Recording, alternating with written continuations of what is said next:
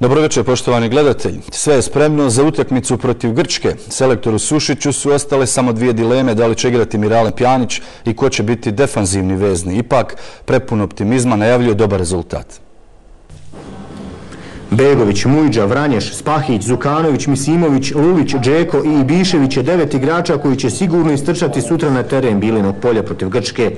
Dvije su nepoznanice, da li će zaigrati Miralem Pjanić i ko će, Rahimić ili Zahirović, biti defanzivni vezni. Optimizma ne manjka, selektor Sušić je uvjeren u dobar rezultat. Imamo takve igrače u reprezentaciji da ne bi trebali da se pribojamo ni daleko jače reprezentacije od Grčke.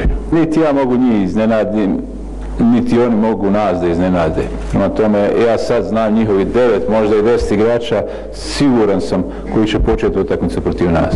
Naš posao je sutra da nađemo put do njihovog gola, da kao ekipa pokušamo njih savladati.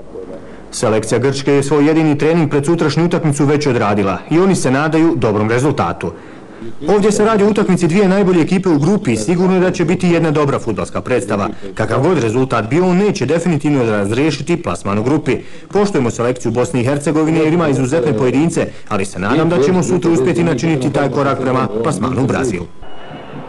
Utakmica između Bosne i Hercegovine i Grčke se igra sutra u 20 sati 45 minuta, a prenos se ekskluzivno na programu televizije Bosne i Hercegovine. Specijalna emisija počinje u 19:45.